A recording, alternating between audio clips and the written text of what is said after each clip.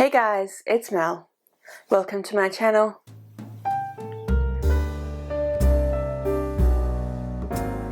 Alright, so in today's video I want to talk with you about all the books that I read in the month of March. But before I do that, I just thought I would tell you why I have this blank wall behind me. I'm actually filming this on Tuesday morning, and I'm filming it before I go to work, and Rowan is still in bed because he's working from home, so he doesn't need to get up so early. And I just didn't want to be too loud, and in the lounge room it's hard to block off. It's relatively open plan, whereas this spare room is completely, I can block it off, shut the door, and Rowan hopefully won't hear me.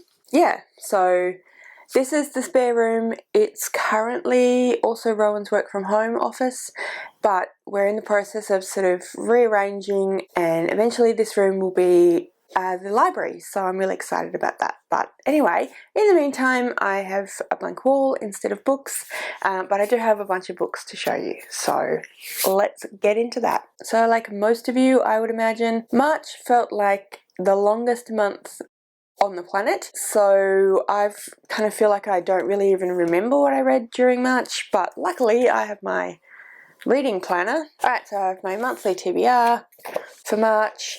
So The Blade Itself by Abercrombie, which yes, I did read. Fear and Loathing in Las Vegas by Hunter S. Thompson, which yes, I did read. Shards of Honor by Lois McCaster-Bajold, which I didn't read. The Wandering Shaolin Monk by Ben Costa, which I'm in most of the way through.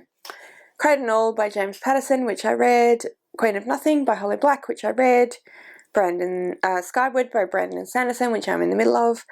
The Power by Naomi, Alderman, which I did finish, and Good Muslim Boy by Ossamah, Sami. Where to start? With a coffee, because I've just got up and had a shower and now I need a coffee. So I think that I'll actually start with The Power by Naomi Alderman. So if you've been watching me for a little while, you would know that we started this as a buddy read in December, and we finally finished it off in March.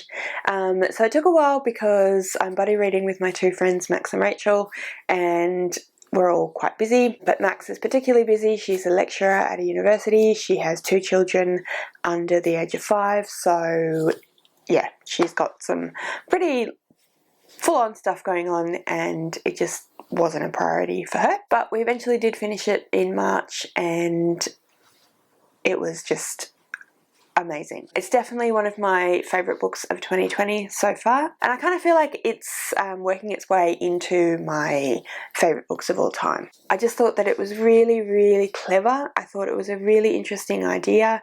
I thought it was really well written. I really liked the characterization of the different characters. I really liked the political machinations that happen in the book. I really enjoyed, like I said, her writing and her writing style. I think she chose some really interesting viewpoints to tell the book from. So for anyone that hasn't read the book, The Power is about suddenly women start having electrical power.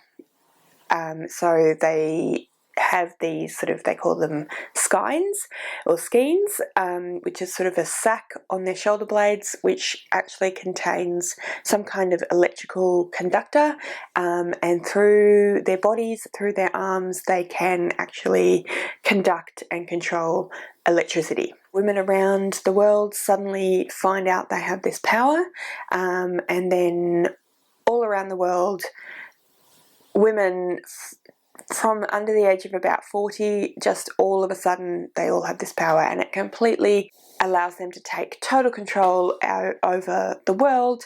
There's all sorts of patriarchal regimes that are completely thrown on their heads, and in particular in a made-up country in Eastern Europe, there is a civil war, and the women completely take over the country. They had been incredibly badly treated in this country. There was a lot of sex trafficking, and so they completely took over, and they changed everything and took power. Yeah, so it's just a really interesting concept. It's not an idea that I'd ever come across in literature before, and the way that it is set up is that it's actually a couple of historians who are investigating the time when things changed. So at the beginning of each section you get some kind of archaeological evidence, or like even like a Twitter account,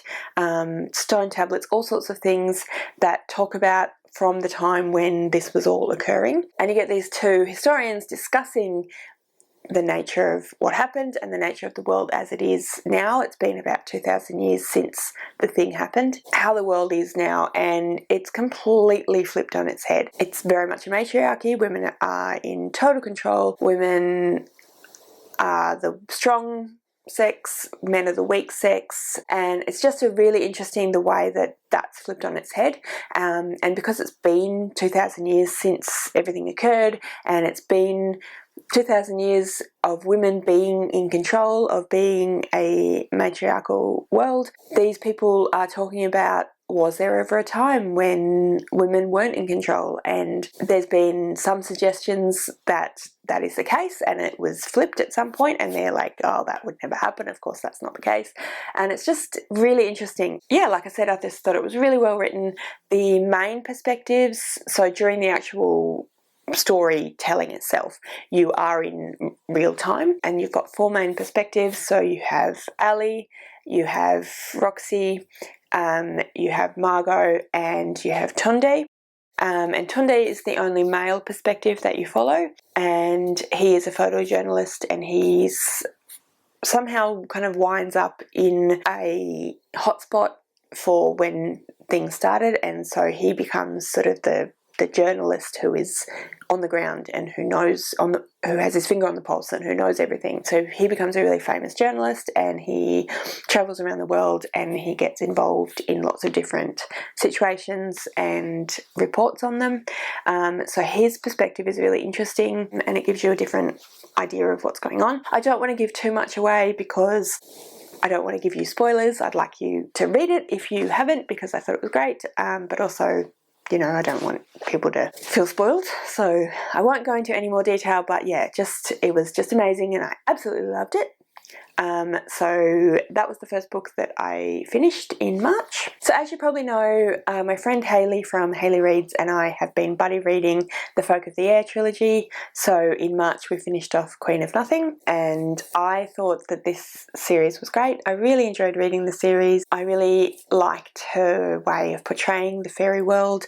I liked the fact that the fairies were cruel, because that harkens back to mythology and to the initial ideas of the Fae, rather than our sort of Disney-eyed version of Tinkerbell. So I really enjoyed that.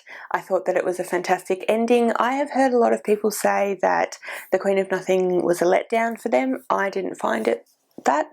I thought that it finished off the series really, really well, and I thought that it explored the relationships between a lot of the characters really well, and it was really interesting. So yeah, I really enjoyed that. I don't want to go into too much detail again because it's the third book in a trilogy and I don't want to give anyone spoilers. But yeah, Hayley and I really enjoyed these books, and I've been really enjoying buddy reading with Hayley. We text each other every day because we're in the middle of reading sort of a few chapters of our books a day. It's been really great to have someone that I can sort of bounce off and say, oh, I like this book, what do you think? What did you think of that bit? What did you think of that? So that's been really fun. I will just talk a little bit about the hate to love trope that are in these books. A while ago I did a video where I talked about The Cruel Prince, and I talked about the fact that I don't particularly like the hate to love trope, particularly in young adult. I find that it's often done in a way that I really don't appreciate, and so I was a little bit concerned about that trope in this book. I was a bit worried that it would bring down the book for me, but I didn't actually find that. I found that it was quite believable, and even though there is definitely a hate to love in the book, you get the sense that that is not something that just, oh, I am in love with you, so now I think you're amazing, and everything that about you that I thought wasn't amazing before is totally out the window because oh, we're in love. That's not the case at all. It's a real struggle for both characters, and you start to understand that even though there are feelings there, it doesn't change any of the past, it doesn't change any of the current behaviour, and it really doesn't change the situation that they're in. So there is a lot of lust involved in this hate to love, and they both struggle to figure out, is it love or is it just an attraction, which I think is really interesting, and I think that was done really well. So I was really happy with that as well. So yeah, that was The Queen of Nothing. Yes, that was The Queen of Nothing by Holly Black. Just got a bit mixed up about which one was which. So you probably noticed that I'm not giving any star ratings for these books. I did do a video about my ratings and the way that I think about books, and I will link it in the description below, and I'm going to try doing the card thing, so hopefully it should also be in the little eye just above you. So check that out if you want to know why I am not giving star ratings. But yeah, I won't be giving star ratings in this video. I'll just be talking about what I felt and what I thought of them. I also want to take this moment to say that if I mention any booktubers or Twitter book people or Instagram book people or anybody in the book community, then I will link their channel or Twitter or whatever it might be in the description below.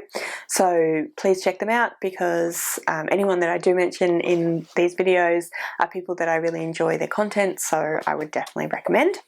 Whew, need a coffee now. Next up, I want to very briefly talk about Fear and Loathing in Las Vegas by Hunter S. Thompson. So the reason why I'm going to be very brief about this is because I do have a video specifically about Fear and Loathing in Las Vegas. I don't think it's a review particularly, it's more just my feelings about the book. But anyway, it will be in the description below, and also, like I said, hopefully in the little eye. So please go check that out if you are at all interested in what I thought of Fear and Loathing in Las Vegas. But yeah, it was a book that was definitely a wild ride. Definitely I can understand why it is a modern classic, and yeah, I think that's all I'm going to say for now. Go check out my review video. So now I want to talk about my other buddy read that I read during the month of March, and it was a book that I actually started in February and then finished off in March. When I was gathering all of my books, I managed to completely forget to pick it up, so I'll just put an image here again as well, and that is Cradle and All by James Patterson. I was reading this book with my friend Connor over at Connor Booktube. I did chat about this book in my 12-hour reading challenge, and I seem to have given the impression, that's certainly what Connor seems to think, is that I didn't like the book. It's not really the case. I didn't dislike the book, I just didn't overly love the book. It's probably in the middle as far as enjoyment goes. Yeah, it was very odd. I didn't think it was badly written. I didn't think it was the most amazingly written book that I'd ever read. So yeah, it's pretty much it's okay. I don't think that I'll ever read it again, but I am not sad that I read it. I know that Connor really enjoyed it, and if you want to know more about what he thought of it, then I will link his wrap up where he talks about it in the description below.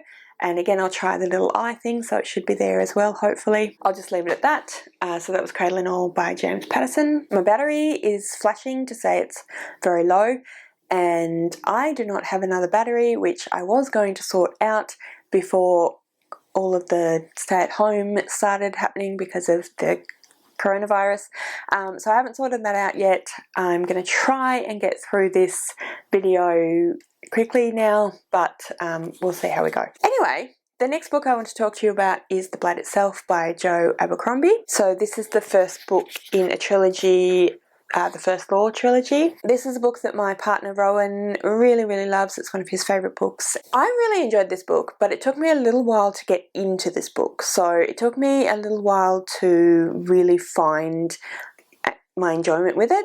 I was definitely intrigued by the book. I definitely thought it was interesting, and I could definitely see that it was well written. It took me a little while to get into. I'm not really sure why that is exactly. It does swap perspectives throughout the book. So we have I think 4 or 5 main characters whose perspective we follow at different points throughout the story. I quite enjoy that in a lot of different books, so it wasn't that specifically, but I think because the characters were in very, very different parts of the world and very different, having very different experiences, and it was very hard to tell how they related to each other. It was kind of like there were 3 or 4 different very, very succinct stories happening, and I couldn't quite see how they connected or why they were in the one volume. But eventually it does start to make sense. In that regard, you start to see how the different aspects of the story are connected, and I started to enjoy it a lot. I think that it's really, really interesting. I've heard it described as grim dark fantasy. I would agree with that. It's not high fantasy in the sense that there is definitely magic, but it's not the main focus. The main focus is actually more the grim dark aspects. So we have an inquisition, we have an empire that doesn't seem overly amazing to its citizens. It's definitely darker side of fantasy, but that's fine with me. That doesn't bother me. I found it really interesting. I thought there were a lot of really interesting parts about the political structure, and I thought the world building was really good. It's quite subtle. The world isn't sort of its own character in the way that you would get in something like The Lord of the Rings, but I thought, that it was really well done, and it definitely furthered the story.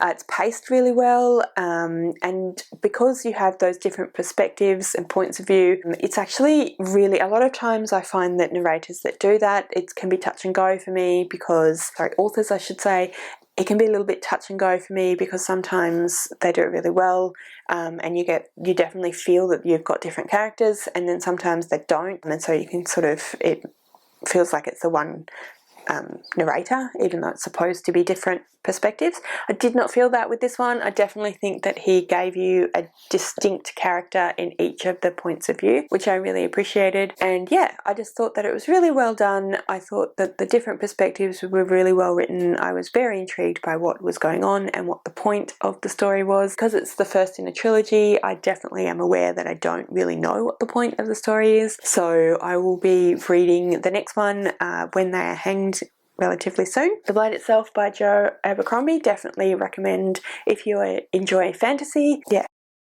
Thought it was a great book. And the last book I want to talk to you about is this one, which is Good Muslim Boy by Ossamah Sami. I actually finished this in the first day of April, but I'm counting it because I read most of it in the last couple of days of March. I really enjoyed this book. Really easy read. I say it took a couple of days, but it really didn't take very long to read at all. A couple of days because I was also doing all sorts of other things. It's actually a memoir, so we follow Ossamah when he is in his 30s, I think, and travels with his father back to Iran. And then we also follow him when he is a young boy, and we follow him and his family's immigration to Australia and what they experienced in Iran as Iraqis living in Iran, and then as Iraqis from Iran in Australia. So that was really interesting, and I thought that it was really well written. I really enjoyed his experiences. I really enjoyed his perspective. I thought he was